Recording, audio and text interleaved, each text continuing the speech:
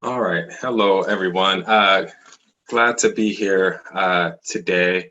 Unfortunately, not under the best of circumstances, but I think this is a huge opportunity for our nation to have a better understanding of what's been going on in the United States for Black Americans for hundreds of years. So very happy that you all are here, which says a lot about your willingness to learn and get some additional information.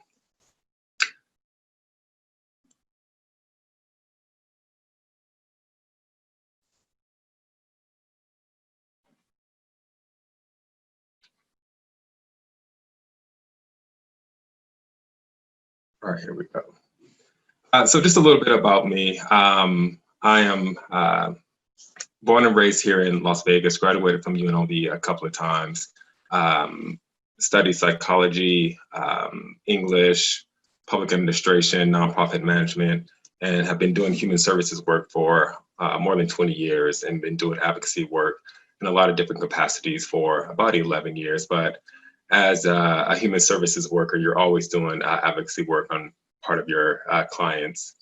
I am an adjunct instructor at UNLV, teaching gender, race, class, and sexuality. And I also teach diversity and inclusion in the workplace for UNLV's continuing education department.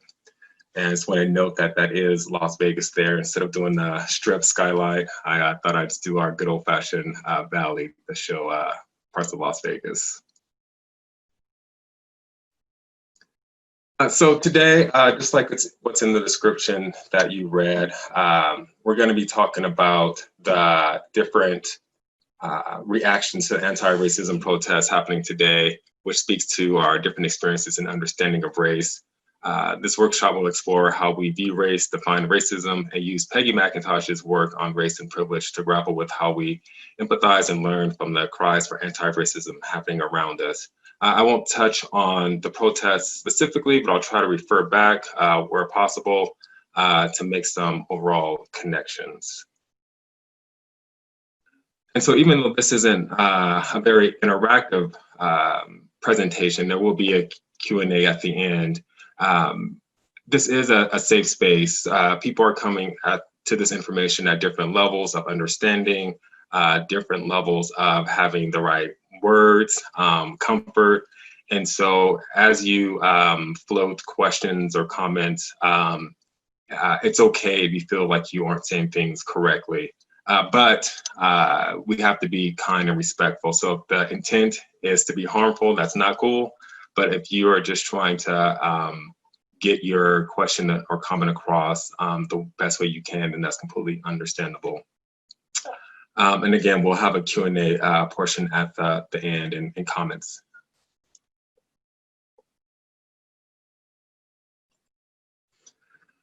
So just to start off, I just want to briefly touch on this notion of social construct. Social construct is something that some people are familiar with, some people are not. It's maybe triggering for some and that they don't believe in social constructs.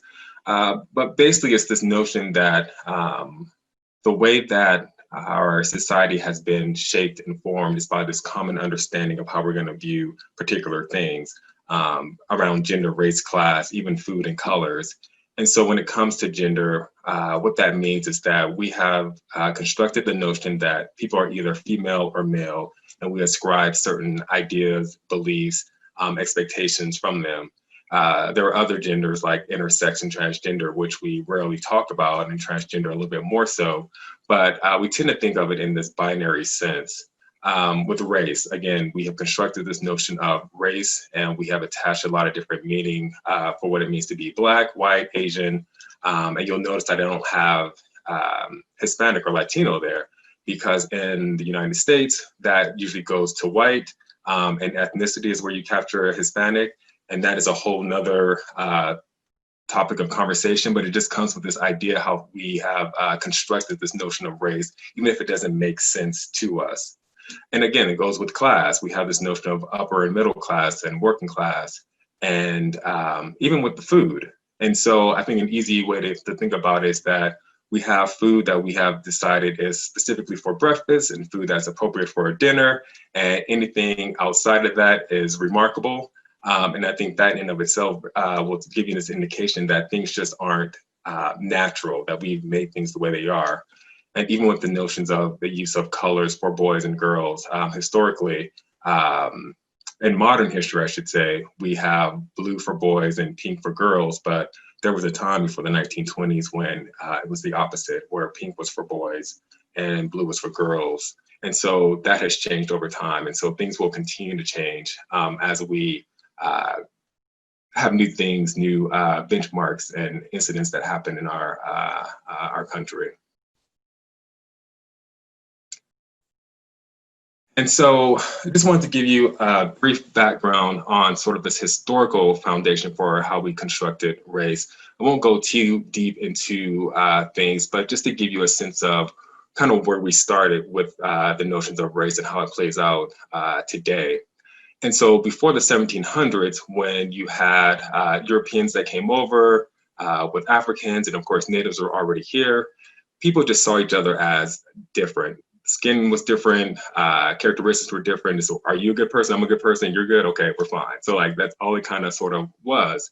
And people more or less coexisted well together, and not in a utopian sense, but it was not slavery from the jump. But there was indentured servitude, there was some slavery, but indentured servitude was for Blacks and whites as well.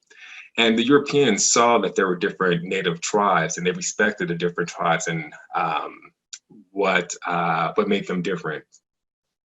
And so in 1676, in Jamestown, Virginia, there was this rebellion that was led by this guy, Nathan Bacon, who was the cousin by marriage to the governor at the time. And there was the sense of the rich were getting richer, the poor would continue to be poor.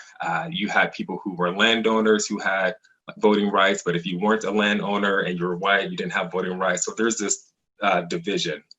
And Nathan Bacon was like, he didn't like that. And he didn't like that Governor William Berkeley was not doing what he could have been doing for Europeans. He was sort of aligning himself with, or trying to appease the natives and certain tribes of natives. And Nathan Bacon didn't like that. And so there were many different types of attempts to corral people to protest and have riots around against the governor.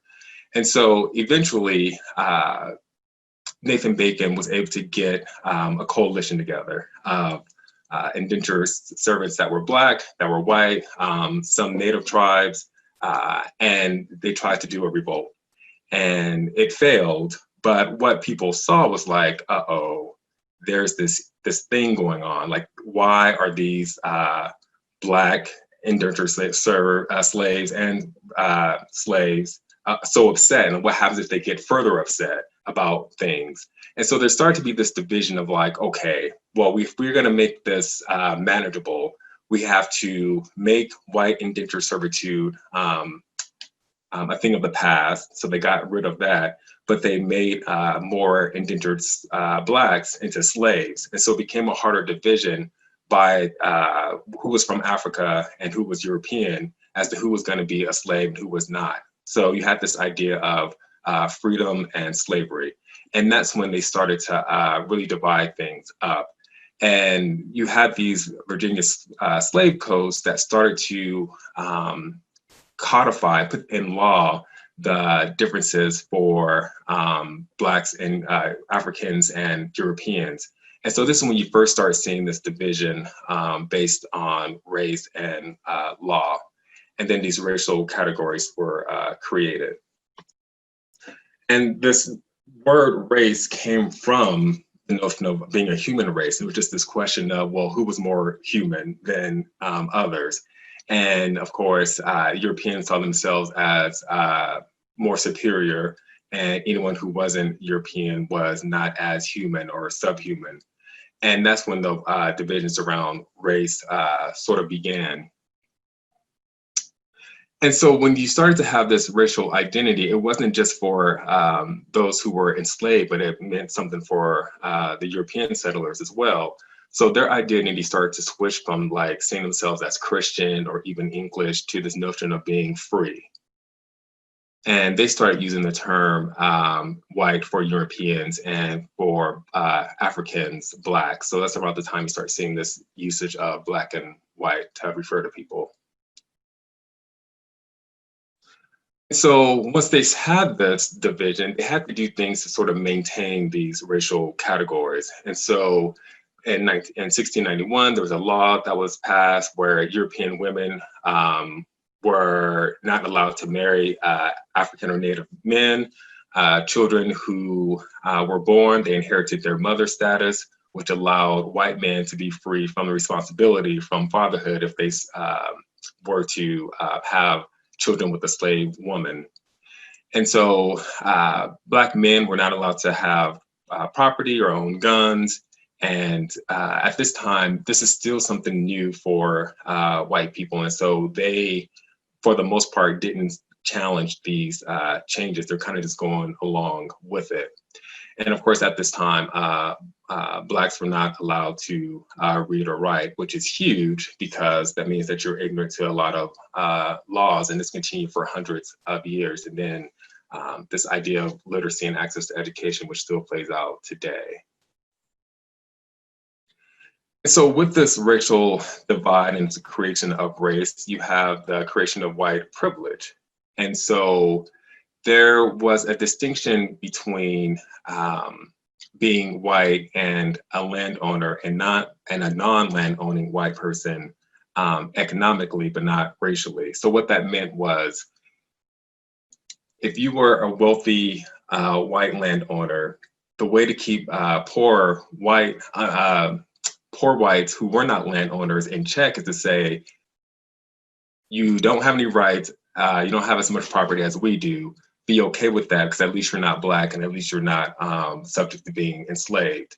And that notion of making sure that poor whites don't align themselves with poor blacks, which was done earlier, that continues into this day where you see this division solely based upon race.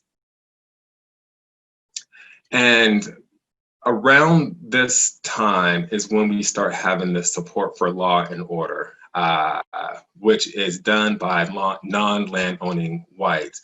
This for South specifically is how we get this creation of law enforcement, policing, which is attached to what goes on today. So our current American policing was born out of, especially in the South, out of this notion of keeping Black people, slaves or otherwise, in check by the use of bounty hunters, overseers, punishers, and these vagrancy laws. And so there's always been this tie to Blackness with law enforcement.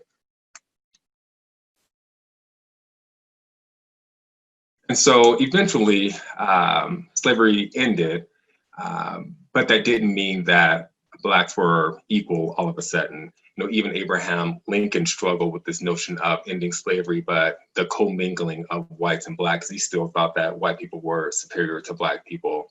And so there had to be ways that free whites could differentiate and maintain their white privilege over free Blacks, because if we go back, remember that idea that white Europeans saw themselves as free. So if you have Black people who are now all of a sudden free, how do we keep this this divide going?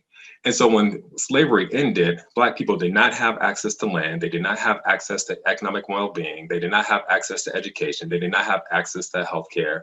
And even when things were created with the Freedmen's Bureau in the Reconstruction era, when white people saw that Black people were starting to improve their outcomes, that got squashed. And so the Freedmen's Bureau and Reconstruction ended, and the Jim Crow laws started. So there's always been this sense of whenever there's advancement of Black people, there's something that's done to make sure that they go back. And so white people started to really believe in whiteness as a privilege. They internalized it. And so they were able to see themselves being able to look down on free Black people and seeing anyone who wasn't white as an enemy. And this really meant for if you were Irish, Spanish, or Italian, because they weren't seen as white until about the 1920s. And then you started to see this continued disenfranchisement of Black people having access to certain types of job and then being relegated to domestic work and manual labor. And so again, it was this notion of wanting to uphold whiteness through privilege and superiority, and getting folks to realize that, you know, even if you're poor and you're white, that's okay. Just be happy that you're not Black.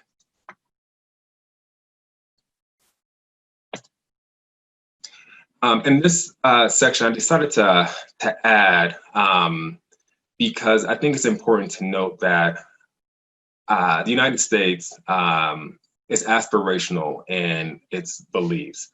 And it's something that we tend to point to when things go wrong. And so the Declaration of Independence says, you know, we hold these truths to be self-evident, that all men are created equal, that they are endowed by the Creator with certain inalienable rights, that among these are life, liberty, and the pursuit of happiness. And even though that really wasn't meant for Black people at the time, it's 2020, but we still think that that means something for us. In our national anthem, and we talk about the land of the free and the home of the brave. And at the time, it may not have meant Black people, but it's 2020, and so we expect that that means everyone who's a citizen, or even just in the United States.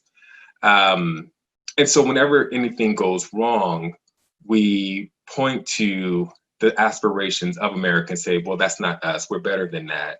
And we sort of move on. So if you have all these police killings, we see it as these isolated incidences, or these major racial incidences. We see it as singular incidences. We just point to our aspirations and think that that's going to be our way out. But this is a social contract that Black people feel is always broken, because we continue to not be included in that social contract that we say that we hold ourselves to. And so looking at racism, there's a couple of ways of defining and viewing racism. A few definitions here. Prejudice. Racism is prejudice, discrimination, or antagonism directed against someone of a different race based on the belief that one's own race is superior. Racism as a system of advantage based on racism, not just racial prejudice. And a pattern, social structure set up to support those above, i.e. prejudice and discrimination. So there's many different definitions of racism out there, but it's all getting to the same point. One thing is to note is this passive racism. So passive racism is subtle and can be seen in the collusion of laughing when a racist joke is told, of letting exclusionary hiring practices go unchallenged, of accepting as appropriate the omissions of people of color from the curriculum, and avoiding difficult race-related issues. And that's really where we all, but particularly white people and people with privilege, have the ability to step up and make changes to the racism that goes on overtly and subtly. And so whenever we are sitting in meetings and we see that we're looking at data, and we see that, you know, Black people and brown people and whomever else in the minority are always at the bottom of good lists and always at the top of bad lists. We kind of take it as this natural way of things, that like, oh, well, of course, you know, what else did you expect? But when we realize that there's racism in our policies, in our data, in our practices, that we all have an ability to change, then that's when we realize that there's something larger going on, and that we have to be able to step up and make changes. And so if you have someone who's, you know, doing something as benign as telling a joke, that can be harmful. If someone's not following the right policies on the job, like if you're at the job and you realize that your entire business is all white people, or there's no Black people there, we really have to kind of just step back and be like, well, why is that? We tend to say, well, you know, maybe Black people didn't apply, but then why didn't they apply, or why wasn't proper outreach done? And so this need to get past this passive racism, I think, is very important, in particular for white people. So when we talk about racism, there's like this narrative. There is this idea that there is this stuff that has happened in the past. It's bad people, bad actors, and if we get rid of these bad people, then everything will be fine. So if we get rid of all the statues right now, then we've erased racism from America, and we should be okay. And we have a hard time, well, Black people, in particular white people, have a hard time talking about race and racism. It's not something that's usually a part of their conversation, but it's easily to try to be talked out of or avoided. And so we think that, well, there's no racism now because we fixed everything in the past. So if anything happens, it's like these single individuals, either that bad cop or that Black person that should have known better. And we don't look at things as a systemic issue, which in fact it is.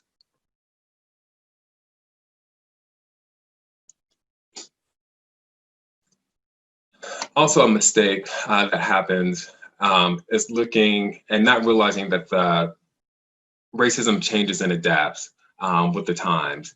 And so we often hear white people say that they either don't see themselves as racist or as there being racism in America because slavery's ended and the KKK isn't what it used to be. But those are just types of forms of iterations of racism. Just because we don't have legal segregation and we don't have, you probably heard the term redlining, where there's that segregation by in the housing, with housing, that it's all good and fine. But we still have racism in our laws. We have racism happening in our court system. And so when we have these continued incidences of police brutality, this is a new form of racism. There is racism that is pre-1964 with the before the Civil Rights Act, and there's the racism that's post-1964. Before 1964, you could be racist out in the open. But when the law changed, it became more subtle. So it became harder to actually see and talk about for some people. And so we just have to realize that racism is everywhere and we have to do our part to address it.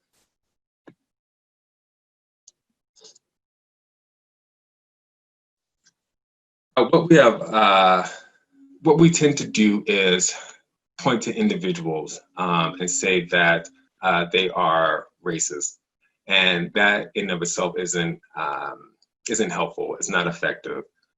And one of the last things that a white person wants to be called is racist. They're going to shut down from that standpoint.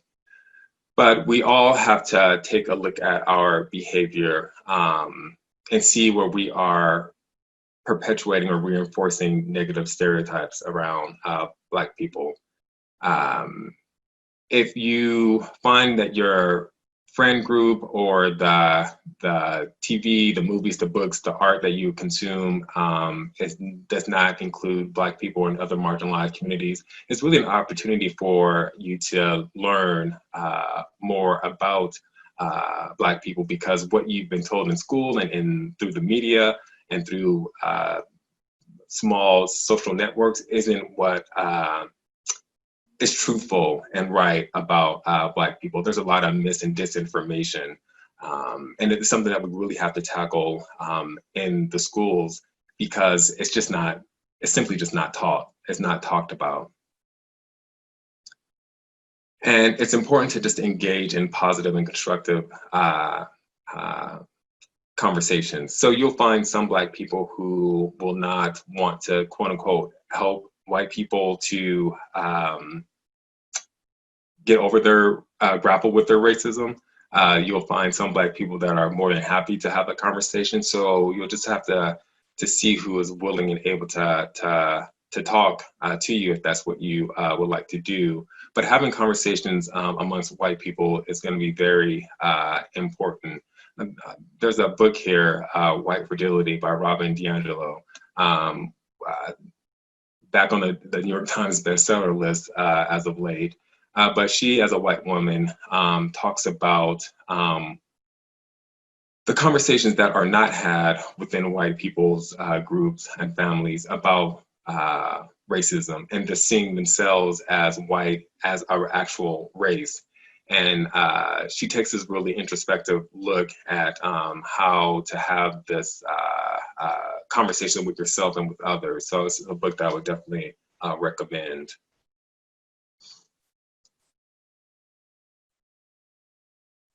And so just want to take a look at privilege, because with whiteness comes privilege, but we'll go into it a little bit later that a lot of us have privilege, and it's not a bad thing. But we'll go to it in just a little bit. But this woman, Peggy Mcintosh, she didn't coin the phrase white privilege, but it's something that she expanded upon.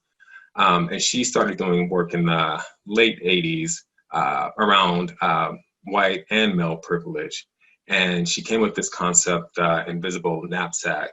And so I believe you all should have been sent a document that had some probably like 50 some odd questions or statements to review to see how much privilege you have. Again, she has it for white, she has it for there's one for heterosexuals, there's even one for Black men, recognizing that Black men have privilege in this world, especially over Black women. And so when you go through the list, if you're not familiar with the idea of privilege, or you're seeing yourself as having privilege, you just go through these different statements and you see like, okay, well, I can sort of navigate my life without a lot of discomfort. And that's a lot of privilege compared to someone else who is a minority, like Black or trans or however.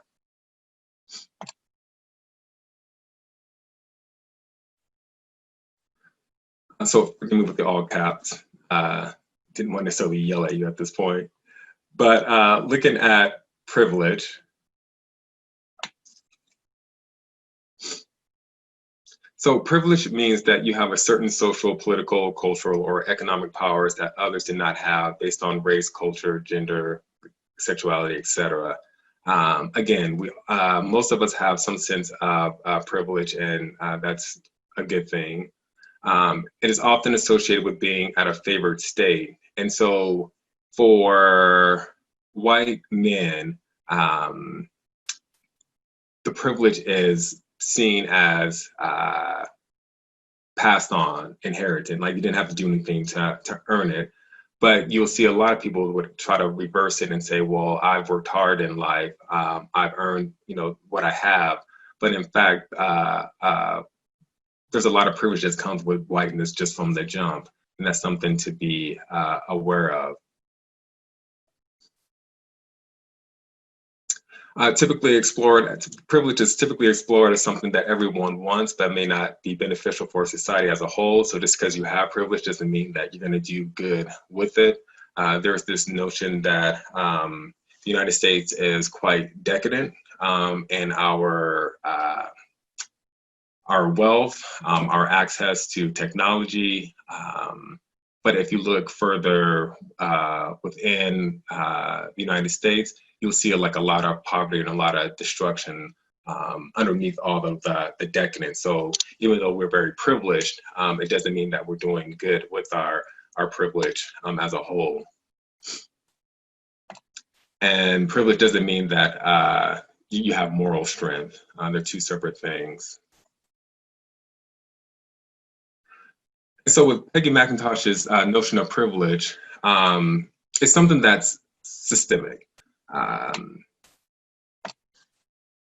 It's over-empowering certain groups, giving the dominant groups permission to control another solely based on race or sex.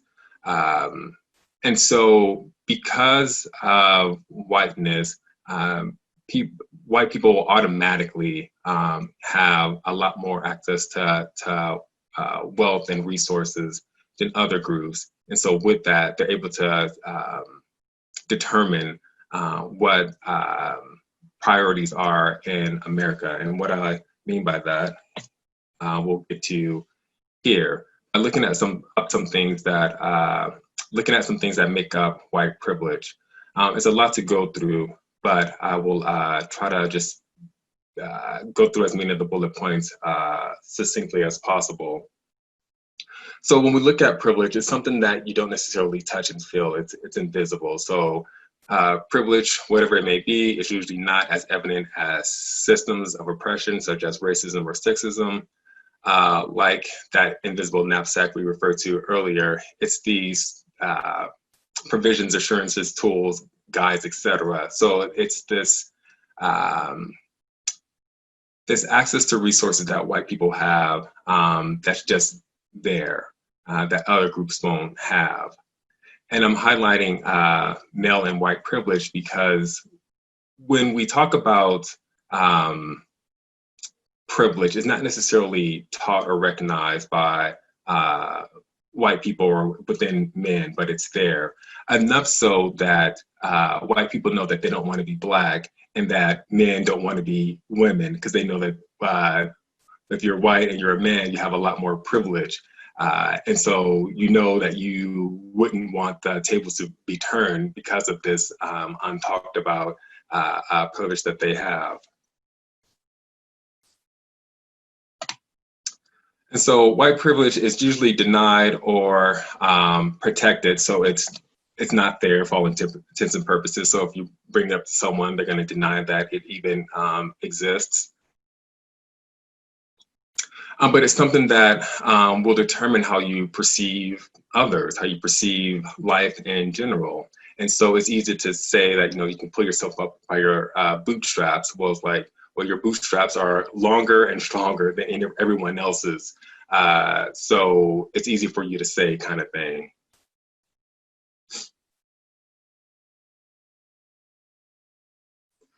And privilege is seen as unearned, that you just have it by way of your race or sometimes gender or other things. And you don't have to do anything to earn it, despite what someone might think. And we talk about, it says close or distant from power circles. What power circle refers to is how closeness you are to being male, white, Christian, wealthy, heterosexual, cisgender, and even good looking and tall. The closer you are to that power circle, the more privilege you're going to have. And some people will marry and be okay with being close to that power circle at the detriment of, let's say, their gender.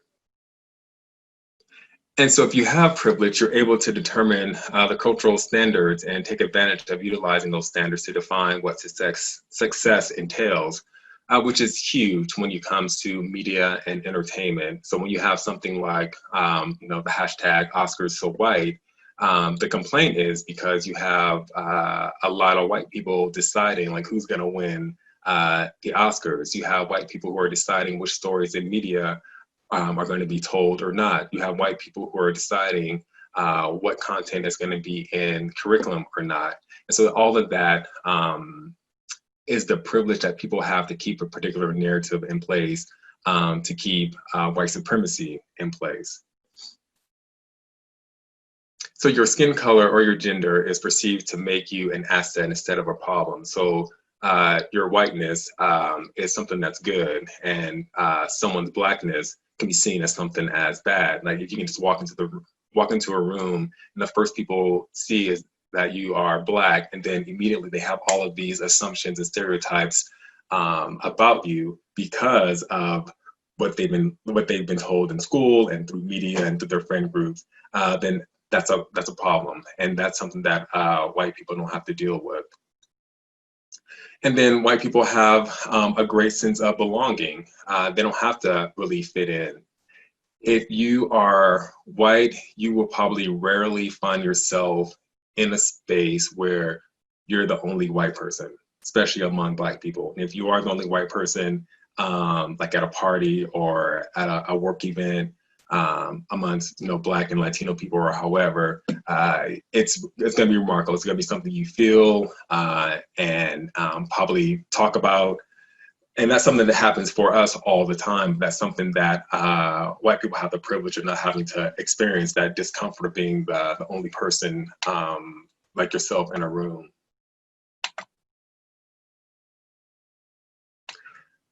And so with this privilege, white people can talk about other people and be okay.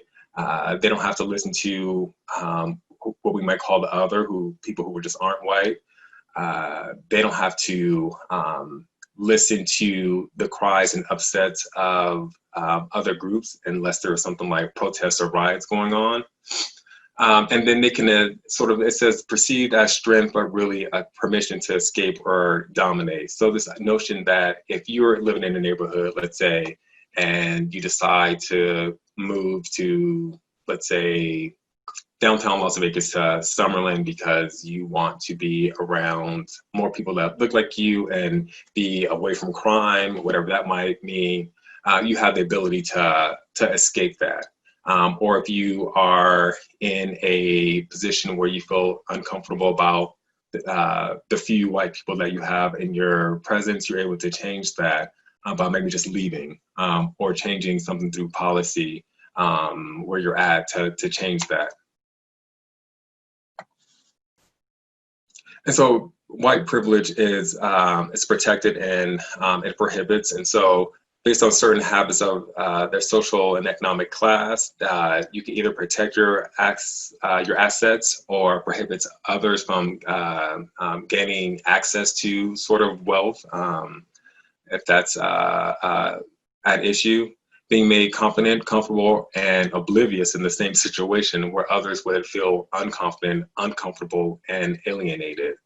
Then lastly, protected from hostility, distress, and violence. And so white people are able to protect themselves from these feelings through law enforcement and the judicial system, as an example.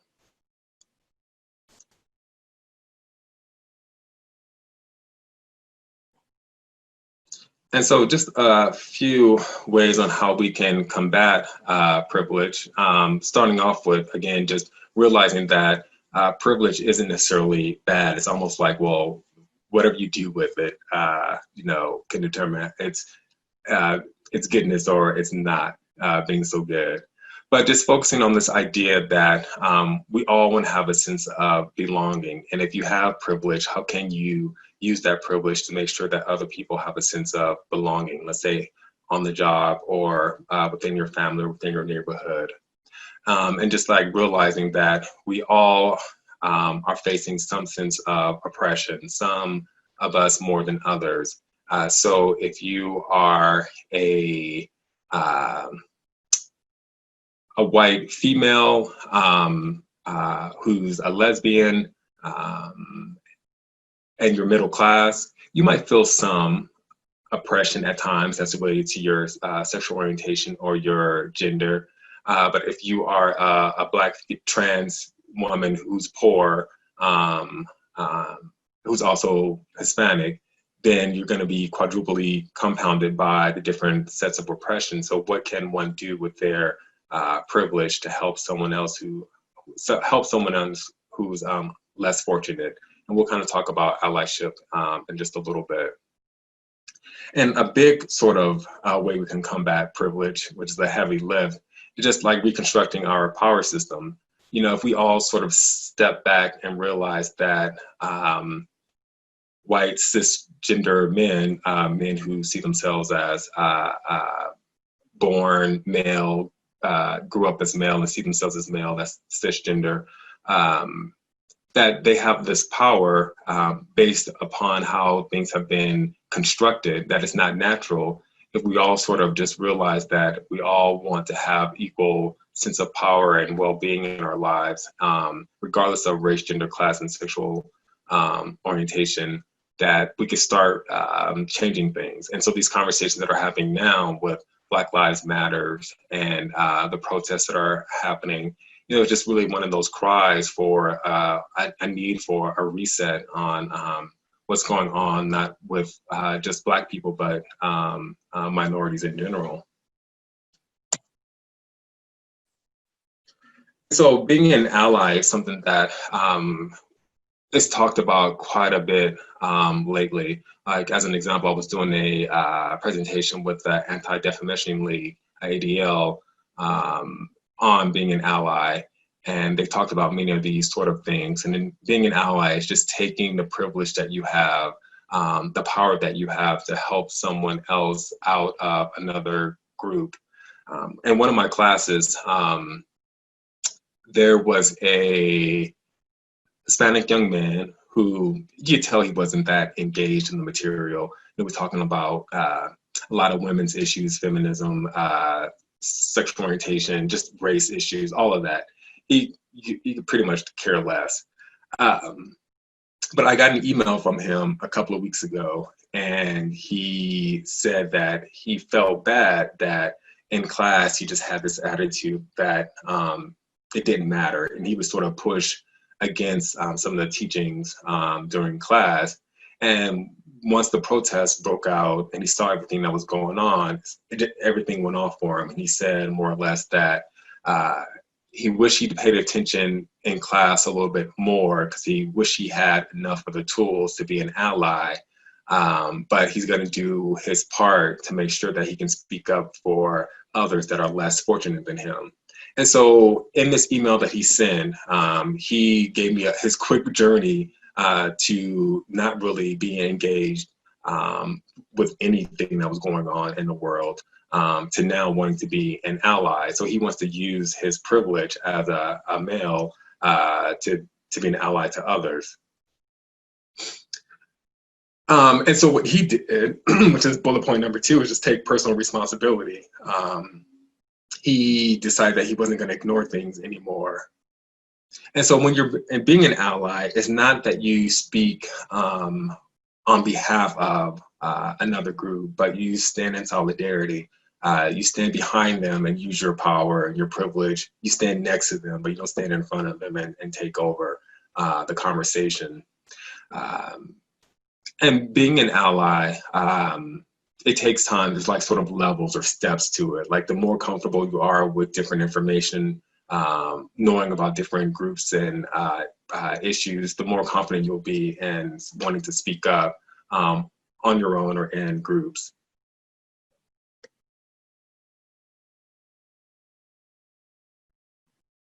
A few more points on how to be an ally. So ally behavior usually involves talking to other dominant groups about their behaviors. And so it's having those conversations with other white people around the Thanksgiving table or when something comes up. And it may mean that you lose friends or get people upset. And it happens. People will lose others when they grow into their being an ally and really just standing up for others. And it's just a necessary part of the process. But in doing so, you really just take this moment to give people a chance to see how they can make changes. Research shows that we don't change other people's mind. People change their own minds, and people will change their mind and behavior over time. So when you're standing up for someone and for what you believe in, you may not see a change in that person immediately. It might be a year when you see something or you get feedback to know that someone changed because of something you did. And so just taking time and just being consistent with being an ally. And you don't have to be an expert. None of us are experts.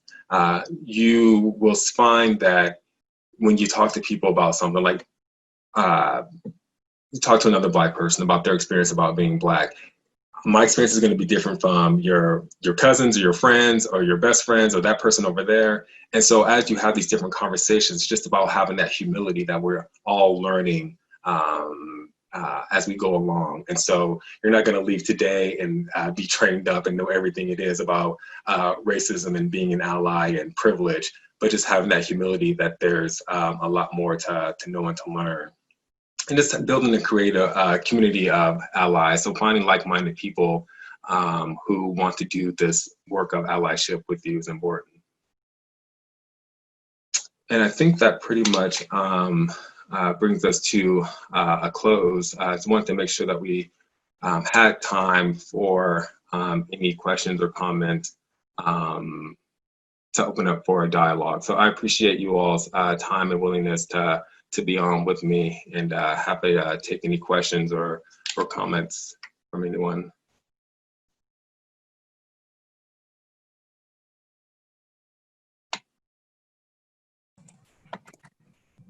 Andre, I think there at the bottom there at the Q&A, there is 2 questions or 3.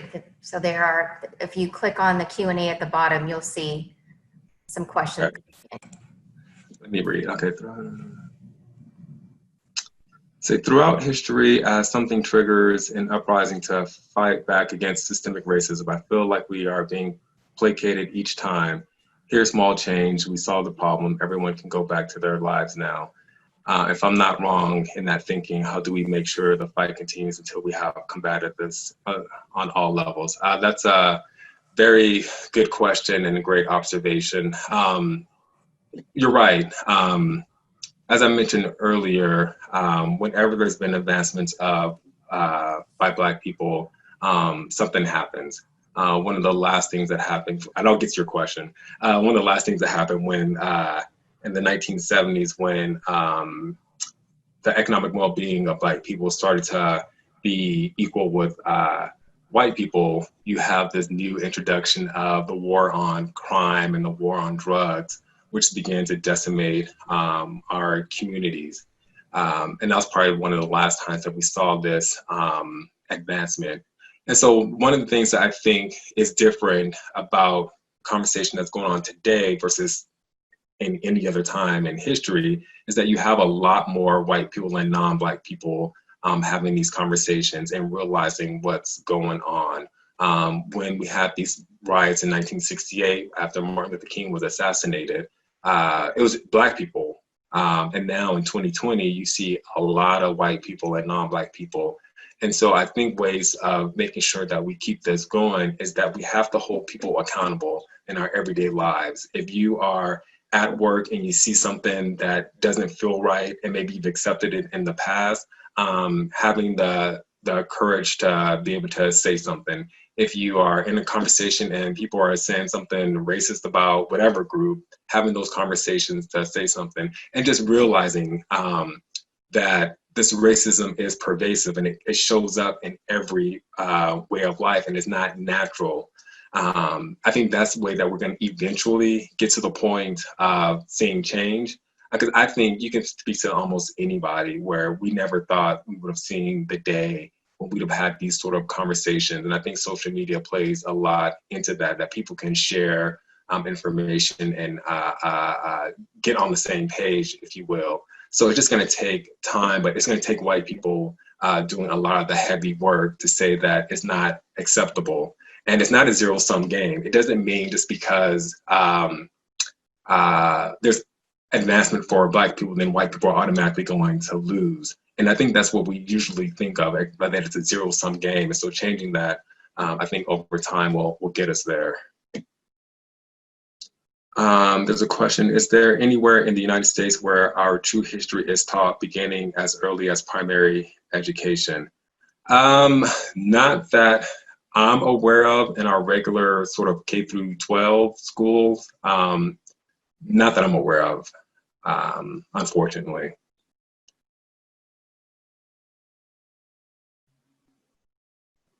All right. Oh, let me scroll down, sorry.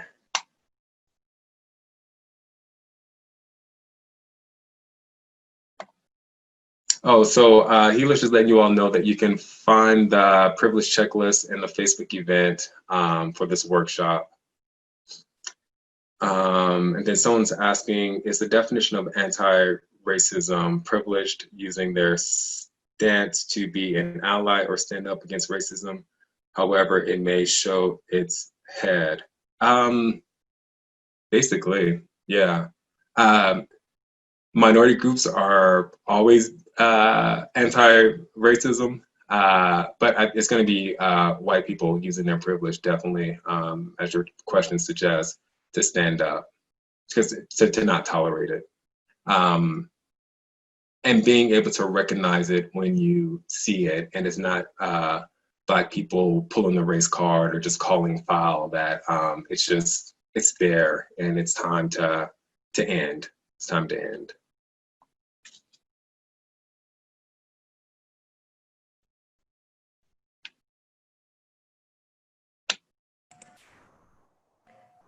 Well, if there's no more questions, Henderson Libraries would like to thank Andre Wade for presenting this webinar on anti-racism. And I hope that you learned something from this and use it toward positive change. Thank you all for joining us.